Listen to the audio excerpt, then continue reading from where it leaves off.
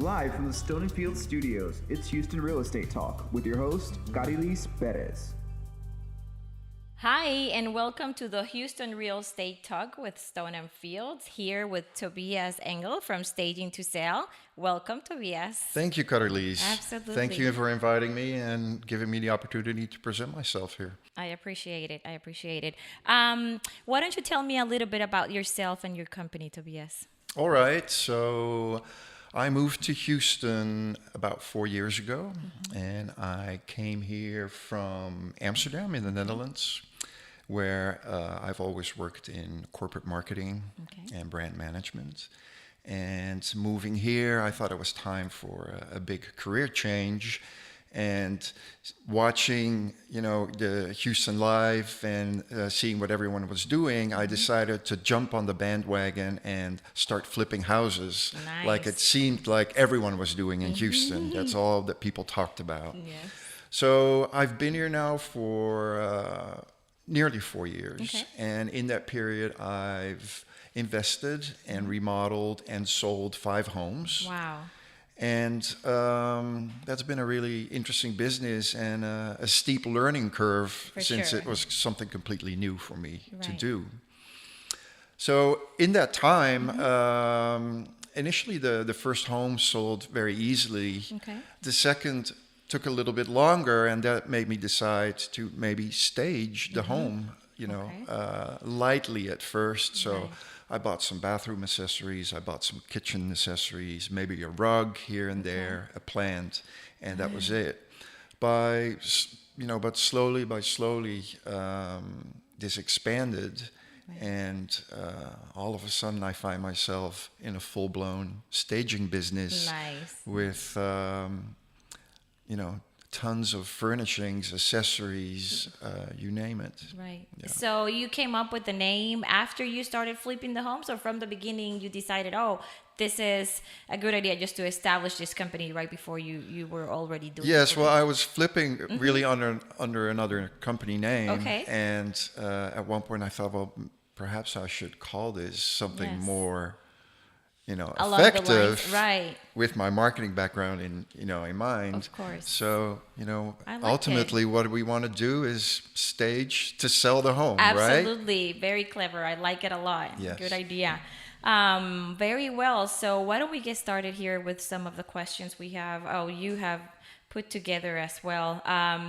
How do you get in touch with new clients? Since you already have this experience, right? But it's only been 4 years that you've been in the business. How do you work to get in touch with new ones? So arriving here, I started working with one particular realtor. Okay. And he bought the homes that I, invested in and Right. ended up selling them Okay. once they were remodeled. So my initial business, after a while, came through this one particular realtor. Okay. But then along the way, I worked with different realtors as well for other projects, Okay. one of which is you. Yes. And so a lot of the business came through these befriended realtors, really. Right. But now, slowly, bit by bit, I've worked also for out-of-state investors in Okay. California, for instance, who've invested in properties in Houston. And now I notice that word of mouth is doing its thing in California. That's and I great. get calls from out of state from people, who've Right. had experiences Very good. with me. And that's very interesting. So they own property here, but they live there, and they already know who you are. They've seen your work, and they just get Yeah. a hold of you, and you go visit the house, and you give them, and everything is done, while they're still in California. That's exactly. pretty So cool. I end up never meeting Very these convenient. clients. Right. Yeah. Very But, convenient. I like that. What do you see as your main task when staging a home for a client? Okay, well, basically, really, it's all about window dressing, of course, and you want to present the home that's being sold as attractive as possible. Right. But really, if you go deep down in what is my objective and Yes. how can I best help you as a realtor, Right. is to drive traffic to the home. Of course. And in marketing, we work with a concept called AIDA, which Okay. stands for attention, interest, desire, and action. And Okay. action is then obviously the goal. The goal, and which is the offer for the home and selling the home eventually. Correct. And I think with staging, it's my task to make sure that with the online listing, where it starts, of course, is I grab someone's attention, by presenting the home as beautiful and as attractive as possible with the photographs that follow after I stage the home. Right.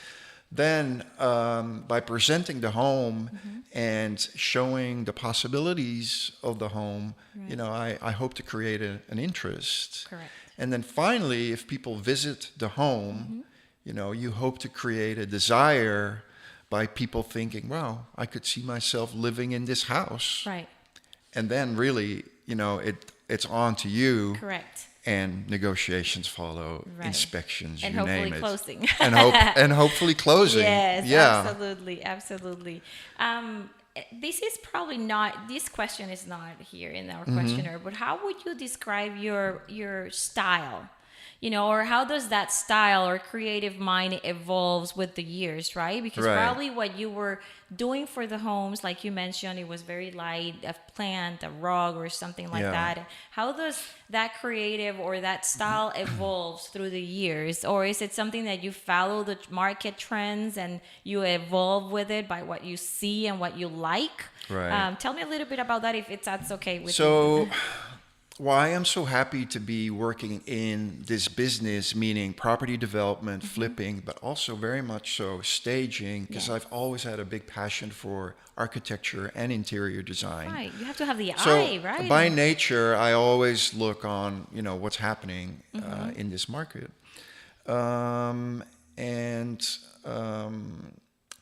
When I stage, I really have to keep in mind that it's not my home and it's not meant for me to live there. So it's not 100% my personal taste. Okay. So I think here in Texas, it's definitely a different taste than maybe elsewhere in New York or California. That they all have their own styles on a broad base. Right. So I think there's a bit of Western kind of country in the way I stage. Okay. But at the same time, I do put quite a bit of myself in there by mixing modern and contemporary with more traditional. Okay. And I think that creates quite an interesting eclectic kind of style. It does. That catches the attention of people seeing the home on the listing online. Yes, and it's very nice, very clean looking, which I really appreciate, because people want to feel like when they go in, they feel like this is I would say, how would you say, clean and nice and open and spacious, but still very good taste. Right. Yes, I really like and that. Maybe some quirky elements, and I think in staging there's a lot of the homes look alike. Yes. And you see the same items, it's the same general style. And I hope to stand out just a little bit, because I don't want to go crazy and outside of the box that people will reject it. It still has to appeal to a very large audience, for sure. Very interesting, very good. Aside from creating traffic, Tobias, what could be an added value of hiring a stager or even an interior designer? So they are seen as two different things, interior design and staging, but I really see staging as a subcategory of interior design, but with a very specific goal in mind, which is selling the home. Okay.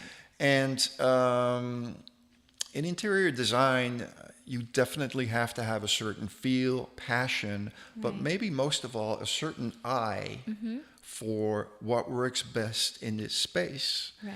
And I remember you calling me as well one day for a certain home that had an awkward space, where even the owner wasn't quite sure what to do with this space. Right. And it took me quite a while, and I walk around the house and I move around stuff. Right. I think about it at night, and then finally, you try and come up with a solution. Yes, and it turned out great. And we made an office, of this space. Yes, it turned out great. And but at the same time, TV, for instance, is central in every home, Right. especially in America, I would Yes. say. So it's important for me to consider where would one place the TV. Right. Once you have a place for the TV, Okay. that has a large effect on Right. where do you place the sofa, the furniture. chairs, the other.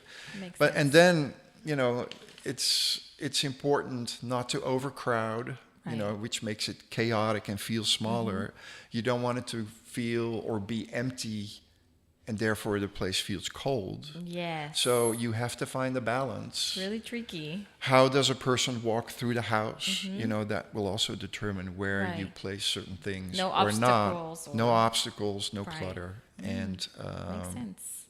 so that's I think that's very important. Yes. for And sure. I think sometimes I hear a potential buyer say, wow, the house looks amazing. I love what you did to the place. Yes.